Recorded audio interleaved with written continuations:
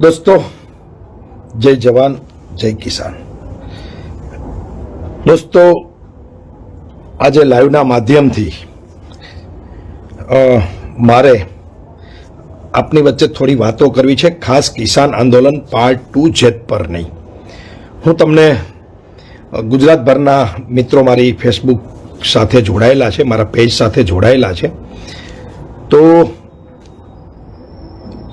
બધાને પાર્ટ 2 જેતપરનું ખેડૂત આંદોલનની માહિતી મળતી રહે એટલા માટે હું આપ બધાને અપડેટ ગુજરાતભરના ખેડૂતોને આપતો રહીશ.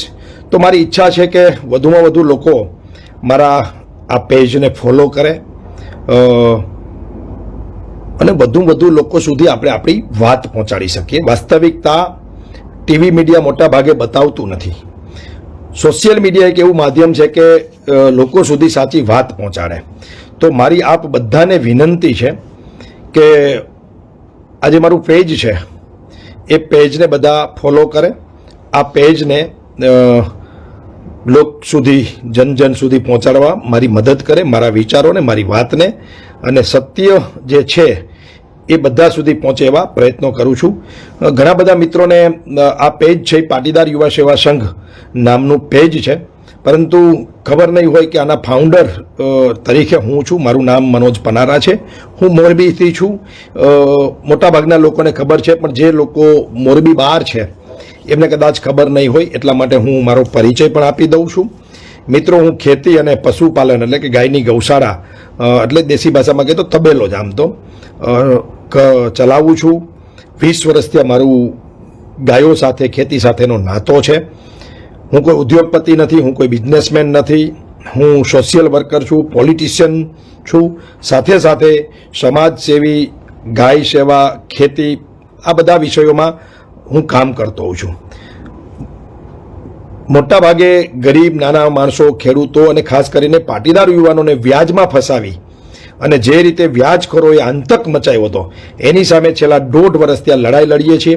આજે પણ એ લડાઈ અવિરત ચાલુ છે, પણ આજે મારે જે વિષય ઉપર વાત કરવી છે એ ખેડૂતોના વિષય ઉપર વાત કરવી છે, અને જેતપર પાર્ટ 2 જે આંદોલન છે એના ઉપર મારે વાત કરવી છે. મિત્રો, તો વધુ લોકો છેલ્લે સુધી વિડીયો જોજો એવી મારી ઈચ્છા અને અપેક્ષા છે.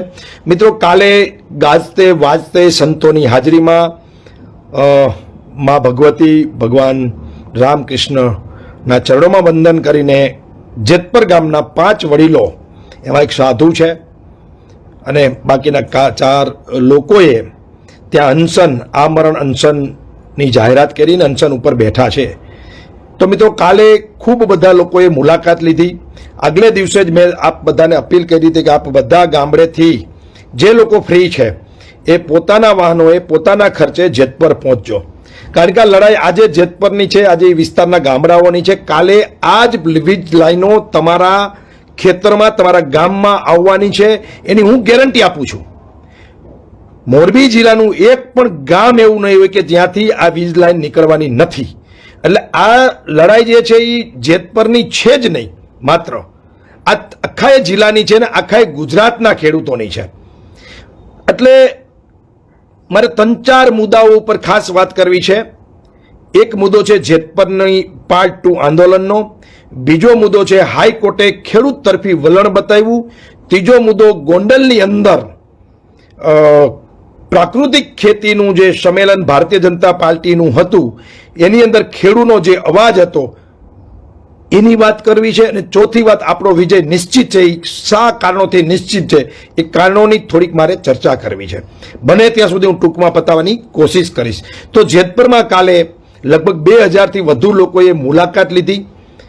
આ મુલાકાતની અંદર તમામ ગામના ખેડૂતો હતા. જેતપરે બહુ સારો રસ્તો અપનાવ્યો છે કે પોલિટિશિયનો નહીં, કારણ કે સરવાળે પોલિટિશિયનો પોતાના સ્વાર્થ ખાતર આંદોલનોને નુકસાન કરે છે એવું પાર્ટ 1માં ખેડૂત આગેવાનોને લાગ્યું, ખેડૂતોને લાગ્યું, ખેડૂતના દીકરાઓને લાગ્યું. એટલે બહુ સારો નિર્ણય કે રાજકારણનું પદ છોડી અને તમે આંદોલનમાં આવી શકો છો, બાકી કોઈ પોલિટિશિયનોએ હાલ આ આંદોલનમાં આવવાનું નથી. એક વાત. પરંતુ નાના જે કાર્યકર્તાઓ છે કોઈ પાર્ટીના, અથવા તો કોઈ વિચારધારામાં માને છે એવા તમામ ખેડૂતોને ત્યાં જવાનું આમંત્રણ છે. બીજી વાત, જેતપર મુકામે આપણે જેમ રામધૂન બેસતી હોય છે મહિનાદીની, તો આપણે વારા કાઢીએ છીએ કે આ ગામથી મંડળી જશે, આ ગામથી મંડળી જશે. તો આ ખેડૂતો માટેની એક રામધૂન છે. તો મારી વિનંતી છે ખેડૂતોને કે જેતપર ગામે આપ બધા જ ત્યાં નંબર લોકલ લોકોના લઈ, કમિટીના લઈ અને પહોંચો. લખાવી દો કે આજે અમે 10 ગામના લોકો આવવાના છે, આજે અમે 5 ગામના લોકો આવવાના છે, આજે અમે 10 ગામના આ ગામના લોકો આવવાના છે. જિલ્લામાંથી એક પણ ગામ એવું ન રહેવું જોઈએ કે જ્યાં ઉપવાસ આંદોલનમાં જાય નહીં. કાલે મેં જોયું કેસિયાથી હતા, ભાદરાથી હતા, જોડિયાથી હતા. જો આટલે બધે દૂરથી ખેડૂતો આવી શકતા હોય તો અહીંયા નજીકના ખેડૂતોને જવું જોઈએ એવું મારું સ્પષ્ટ માનવું છે. અને તાકાતથી ને દમખમથી આમાં ભાગ લેવો જોઈએ, કારણ કે આ લડાઈ ખેડૂતોની છે, આપણા બધાની છે. અને ખબર પડવી જોઈએ, આજ સુધી ઘણા વર્ષોથી ખેડૂત આંદોલનો ગુજરાતમાં ઝીરો થઈ ગયા છે. એટલે મનમાની સરકાર અને સરકારના નેતાઓ કરી ઉલ્લુ બનાવે છે ખેડૂતોને. ઉલ્લુ શું બનાવે છે? ઉલ્લુ બનાવે છે. ઉલ્લુ ખેડૂતોને મૂર્ખ બનાવે છે આ સરકાર, એના નેતાઓ. એટલે એને ખબર પડવી જોઈએ કે શું તાકાત ખેડૂતોની છે.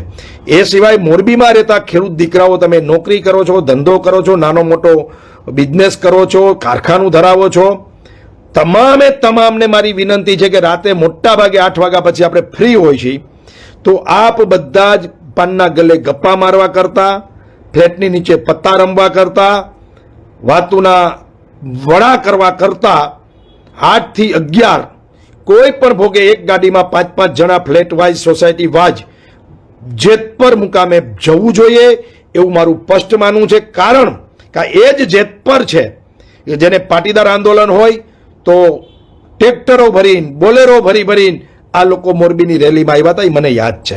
આ એ જ જેતપર છે કે જેને રાજકીય દિશા બતાવી છે અંબાઈ અઘારાથી. અને આ એ જ જેતપર છે કે આજુબાજુના 25 ગામોમાં કોઈ પણ ખેડૂતને લુખ્ખો ગુંડો દબાવતો હતો, કોઈ પણ ખેડૂતોને પીડા હતી, ગામના કોઈ છોકરાને પ્રોબ્લેમ હતો, તો આ જ જેતપર એ સમયે 30 વર્ષ પહેલા ટ્રેક્ટર ભરી અને ધોકા, લાકડી, પાવડા, ત્રિકમ, કોદારીઓ લઈ અને એ ગામના યુવાનોને બચાવવા માટે, ગુંડાઓની સામે સામનો કરવા માટે આ જ જેતપર લડતું હતું. એટલે એ આપણું જેતપર હારશે તો આખો ખેડૂત સમાજ હારશે, પાટીદાર સમાજ હારશે અને બધાનું મોરલ ડાઉન થશે. મોરલ વધારવા માટે ત્યાં માણસો જોશે. લડવા વાળા તો ત્યાં છે, પણ જેતપરના ખેડૂતોનું, જેતપરના ગામજનોનું મોરલ વધારવું, એને સપોર્ટ કરવો એ આપણી બધાની ફરજ છે. અને પક્ષાપક્ષીથી ઉપર થઈ જાજો ભાઈ, પક્ષાપક્ષીથી. મેં પોતે કીધું કે મારી ઉપર ક્યાંક ને ક્યાંક, હું કહું કે ન કહું, રાજકીય સિમ્બોલ છે. હું સરકાર વિરોધી માણસ છું, સરકારની નીતિઓનો હું વિરોધ કરું છું, એટલે કે હું વિપક્ષનો માણસ છું, એ વાસ્તવિકતા છે. એટલે હું પ્રત્યક્ષ રીતે ત્યાં જવાનો નથી, પરોક્ષ રીતે મારાથી આ આંદોલનને જે કંઈ મદદ થાય એ હું કરવાનો છું. તો આપ બધા પણ જો ત્યાં જવાનો ટાઈમ ન હોય તો જેતપરના સમર્થનમાં પોસ્ટ બનાવો, જેતપરના સમર્થનમાં વિડીયો બનાવો, જેતપરના સમર્થનમાં કોમેન્ટ કરો, જેતપરના સમર્થનમાં એટલે કે ખેડૂતોના સમર્થનમાં, જેતપર એક નહીં એ સિવાય પણ જ્યાં જ્યાં આંદોલનો ચાલે છે વીજ પોલ કંપની સામે, એ તમામ જગ્યાના નિવેદનો, પોસ્ટો ફેસબુકમાં લાઈવ કરો, કોમેન્ટ કરો અને ખેડૂતના સમર્થનમાં તમે બધા સોશિયલ મીડિયાના માધ્યમથી આવો. સોશિયલ મીડિયાના માધ્યમથી એટલા માટે હું કહું છું કે જેતપરને, ખેડૂત સમાજને, ગુજરાતભરના ખેડૂતોને, ખાસ કરીને સુરેન્દ્રનગર જિલ્લો, મોરબી જિલ્લો, બોટાદ જિલ્લો, જામનગર જિલ્લો, કચ્છ જિલ્લો, અત્યારે આ 4-5 જિલ્લાને તો ખાસ ખેડૂતોના સમર્થનમાં આવવાની પબ્લિકની જરૂર છે. શહેરમાં રહેતા હોય, સારી સરકારી નોકરી હોય કે પ્રાઇવેટ નોકરીને માનતા કે આપણે તો ક્યાં જરૂર છે સરકાર સામે, હું કામ કોમેન્ટ કરવી જોઈએ, ખેડૂતોનું શું કામ સમર્થન કરવું જોઈએ? એટલા માટે તમારે સમર્થન કરવું જોઈએ કે તમે જે સવાર, બપોર, સાંજ જમો છો ને, તમે, તમારી પત્ની, તમારા બાળકો, તમારા મા બાપ, કોઈ પણ તમે જે રોટલા ખાવ છો ને, રોટલી ખાવ છો ને, શાકભાજી ખાવ છો ને, ખેડૂતના ખેતરમાંથી પેદા થઈને આવે છે. અને મિત્રો, એ કેટલામાં પેદા થાય છે ને કેટલામાં તમારા ઘર સુધી પહોંચે છે ને, અને એમાં ખેડૂતનું હું વરે છે ને, ખેડૂતોને પૂછી જોજો ક્યારેક. ખેડૂતો મર્સિડીઝમાં બહુ ફરતા નથી, તો જમીન વેચી હોય ને કંઈ બીજા ધંધા હોય તો અલગ વાત છે, પણ પ્યોર ખેતી કરતો માણસ, પ્યોર 10-15 વીઘામાં ખેતી કરતા માણસ પાસે વર્ષે માંડ 2 છેડા ભેગા થાય ને એવી પરિસ્થિતિ છે. એક પણ ખેડૂતનું ખેતર એવું નહીં કે જેના ઉપર ધિરાણ નહીં હોય, એટલે કે દેણું નહીં હોય. બેંકનું એમાં રજીસ્ટ્રેશન હશે જ કે આ બેંકમાં તેને લોન લીધી છે. આ વાસ્તવિકતા છે. એટલે ખેડૂત જે પેદા કરે છે ને અને જે એને ખર્ચો લાગે છે ને એના કરતાં પણ સસ્તું આપણા બધાના પેટ ભરાઈ દઈએ, મોંઘવારી વધે નહીં, એટલા માટે ખેડૂતોને અન્યાય થાય છે. છતાં પણ એ તમારા મારા માટે મગફળી ઉગાડે છે, કપાસ ઉગાડે છે આ કપડાં પહેરવા માટે. નહીં તો આ બદન ઢાંકીએ છીએ ને, આ ખેડૂતોનો આભાર છે. આ કોટનથી બનેલો શર્ટ છે ને, અમારું બદન ઢકાય છે ને, આપણી ઇજ્જત ઢકાય છે ને, એની પાછળ ખેડૂતોનું લોહી પસીનો એક હોય છે. એટલે જે કંઈ પકવે છે ને એનો આભાર માનવા માટે ફેસબુકમાં લાઈવ, શેર અને કોમેન્ટ કરજો મિત્રો, એના આભાર માનવા માટે. આમ તો તમે સીધી રીતે ખેડૂતોનું ઋણ ચૂકવી શકો એમ છે જ નહીં. જે શહેરી પ્રજા જે ખેતી નથી કરતી, કામ ધંધો, નોકરી, બિઝનેસ જે કંઈ કરે છે એ ક્યારેય ખેડૂતોનું ઋણમાંથી મુક્ત થઈ શકે એમ જ નથી. પણ આવા સમયે જ્યારે આંદોલનો ચાલતા હોય, લડાઈ ચાલતી હોય, ખેડૂતોની હકની વાત હોય, ખેડૂત ક્યારેય ખોટું માગે જ નહીં, ખોટું કરે જ નહીં. આ પહેલાં તમારા મગજમાં રાખી લેજો. એ જમીન વેચીને દેણું ચૂકવી દે પણ એ કોઈનું ખોટું ન કરે એવી હું તમને છાતી ઠોકીને ખાતરી આપું છું. ખેડૂતમાં પાપ નથી, પ્રકૃતિનો કોઈ સીધો સિંચક હોય અને ઈશ્વરનું કોઈ ધરતી પર સ્વરૂપ હોય તો હું તો ખેડૂતને માનું છું. એટલે ખેડૂતોના સમર્થનમાં આપણે બધાએ આવવું જોઈએ. આપણે બધાએ ખેડૂતોના સમર્થનમાં આવવું જોઈએ, પ્રત્યક્ષ યા તો પરોક્ષ. એટલે સોશિયલ મીડિયાના માધ્યમથી ખેડૂતોના આંદોલનને મદદ કરો, એ મારી એક માંગણી છે. બીજી, ખેડૂતોને ખુશ થવા જેવા સમાચાર હાઈકોર્ટથી 2 દી પહેલા આવ્યા છે મિત્રો. આવી જ એક વીજ લાઈન ધોલેરા જતી હતી અને વચરાના ગામડાઓ જે છે કમિયાણા, એ ગામના ખેડૂતોએ આવો જ વિરોધ કર્યો. પરંતુ અહીંયા જેમ જિલ્લા મેજિસ્ટ્રેટ ઓર્ડર કરી દે છે કે થાંભલો નાખો, તમને છૂટ, જેમ નાખો એમ, ગમે તેવા ખેડૂતોના ખેતરને ખોદી નાખો, ચીલા પાડી દો, એના ઝાડવા પાડી દો, એના રસ્તાઓ બરબાદ કરી દો, પણ તમ તારે નાખો. આવો જેમ જિલ્લા મેજિસ્ટ્રેટ અહીંયા હુકમ કરે છે એવો જ અમદાવાદ જિલ્લા મેજિસ્ટ્રેટે હુકમ કરી દીધો હતો. પરંતુ આ ગામના ખેડૂતો હાઈકોર્ટ ગયા, હાઈકોર્ટે જિલ્લા મેજિસ્ટ્રેટના હુકમને રદબદલ કર્યો અને નવો હુકમ કર્યો કે આવતી 19 તારીખ સુધીમાં ખેડૂતોને ન્યાય આપો અને 23 તારીખે ફરજિયાત ખેડૂતોને સાંભળી અને હુકમ કરી દો. મિત્રો, હાઈકોર્ટે ટીકા કરી કે ખેડૂતોને સાંભળ્યા વગર તમે આવો નિર્ણય જિલ્લા મેજિસ્ટ્રેટ કરી જ ના શકે. આ તો કુદરતી નિયમોના ઉલ્લંઘન કરીને આ હુકમ જિલ્લા મેજિસ્ટ્રેટે કર્યો છે. ફટકાર લગાવી, જિલ્લા મેજિસ્ટ્રેટને ફેર વિચારણા કરવાનું કીધું અને હાઈકોર્ટે ખેડૂત તરફી નિર્ણય આપ્યો. એ બદલ હાઈકોર્ટના જજને અને હાઈકોર્ટનો ખેડૂતના દીકરા તરીકે હું આભાર માનું છું. એટલે કે ક્યાંક ને ક્યાંક રાજસત્તા, ન્યાયાલય આ વિષયમાં જાગૃત થઈ છે, ખેડૂતોના વિજય તરફ એક પગલું ભરાણું છે એવું મને સ્પષ્ટ લાગી રહ્યું છે.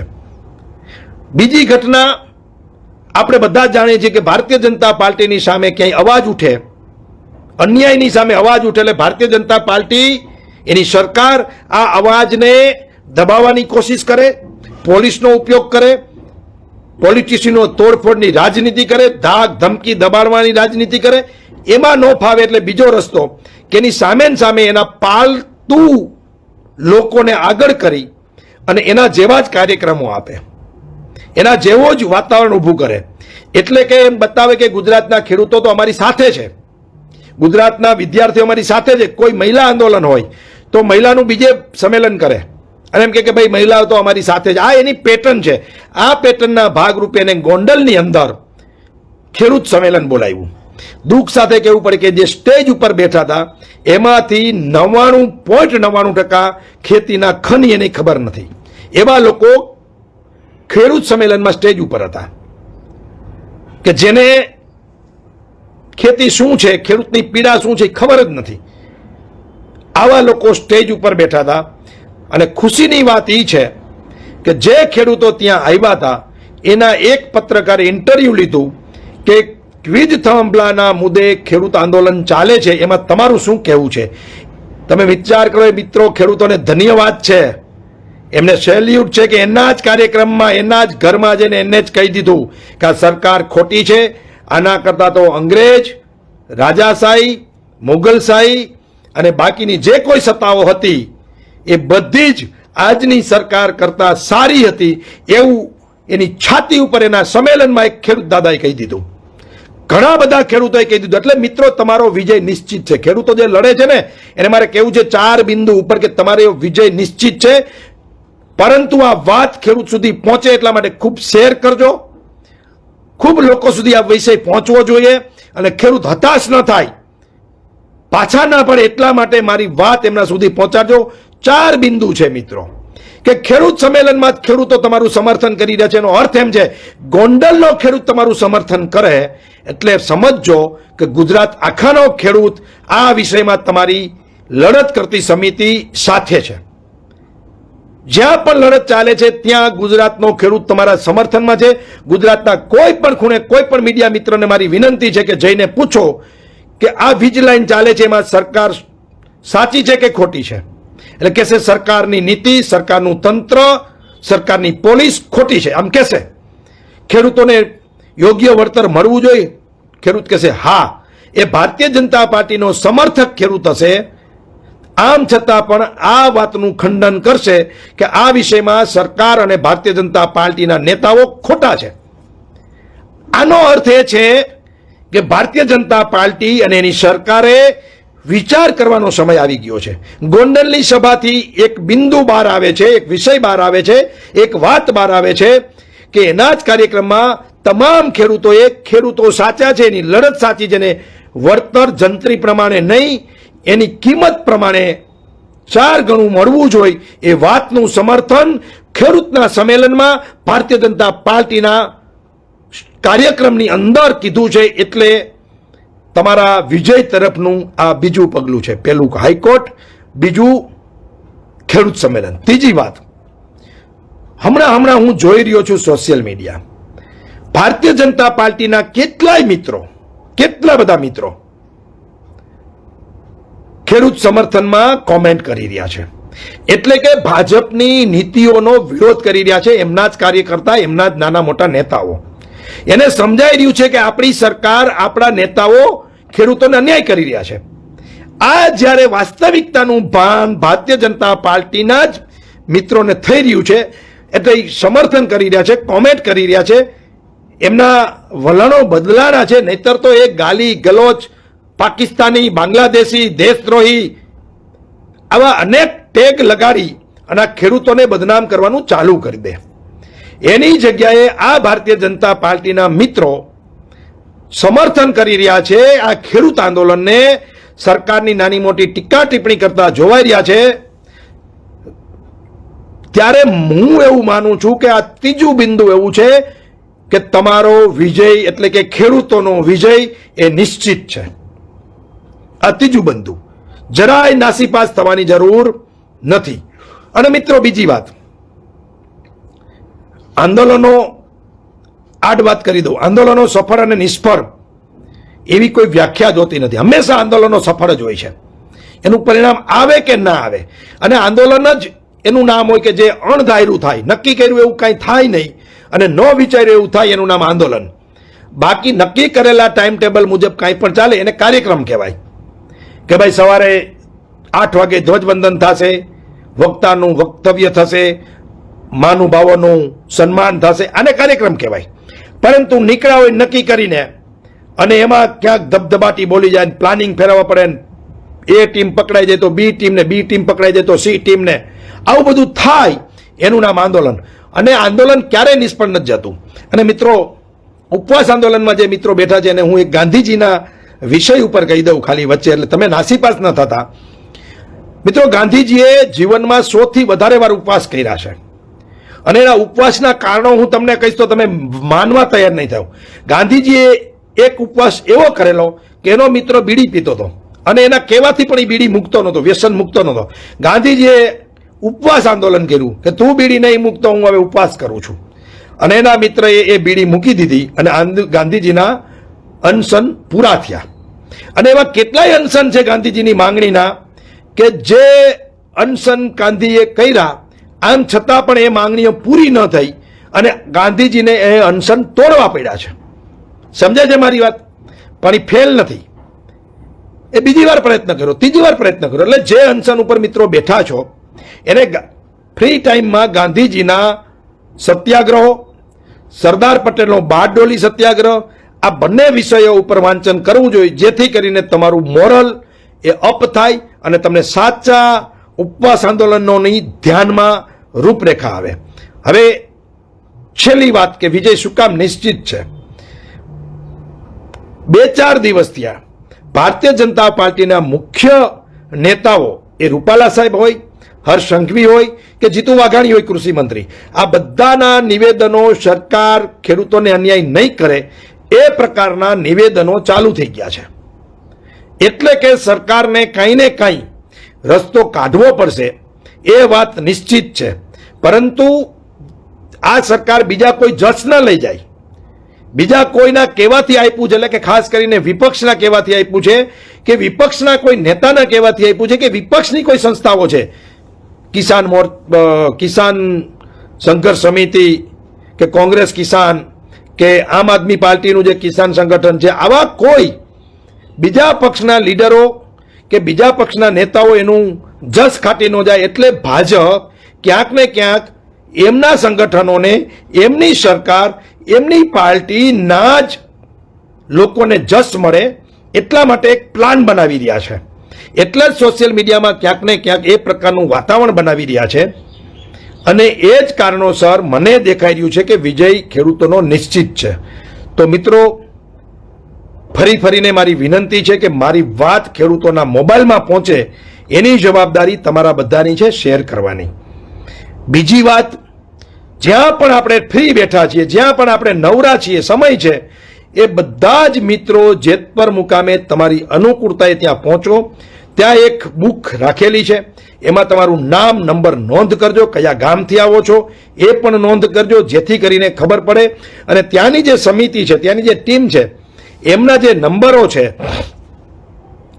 એમને કોન્ટેક્ટ કરી અને તમારા ગામથી યુટિલિટી, ટ્રેક્ટર કે બસ ભરીને મહિલાઓ સાથે, ખેડૂતના પરિવારો સાથે આપણે એક દિવસ એક ગામે ફાળવવો જોઈએ. એમ કરીને રોજના 5-10 ગામો આ ઉપવાસ છાવણીની મુલાકાત લઈએ એવી મારી આપ બધા જ ખેડૂત પરિવારોને, મોરબી જિલ્લાના લોકોને વિનંતી છે કે સમય આપણે ત્યાં આપવો જોઈએ, એમનો હોસલો વધારવો જોઈએ, એમની હિંમત વધારવી જોઈએ.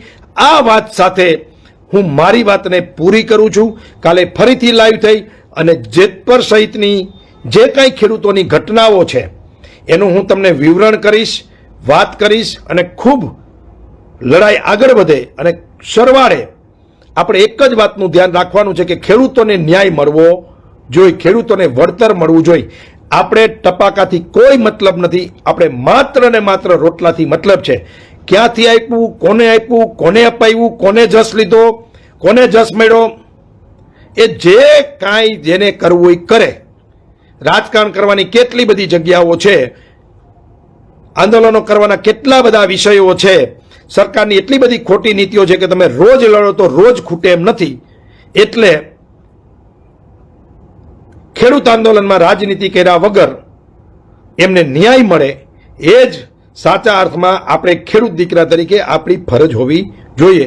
વધુ નહીં કહેતા ફરીથી બધાને જય જવાન, જય કિસાન, જય સરદાર, બધાને જાજા કરીને મનોજ પરારારા રામ રામ.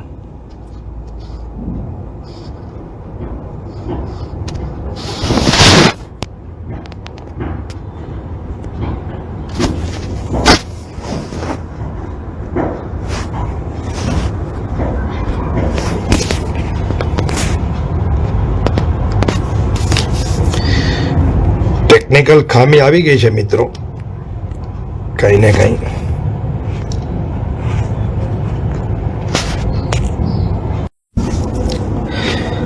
દોસ્તો, જય જવાન, જય કિસાન. દોસ્તો, આજે લાઈવના માધ્યમથી મારે આપની વચ્ચે થોડી વાતો કરવી છે, ખાસ કિસાન આંદોલન પાર્ટ 2 જેતપર નહીં. હું તમને ગુજરાતભરના મિત્રો મારી ફેસબુક સાથે જોડાયેલા છે, મારા પેજ સાથે જોડાયેલા છે. તો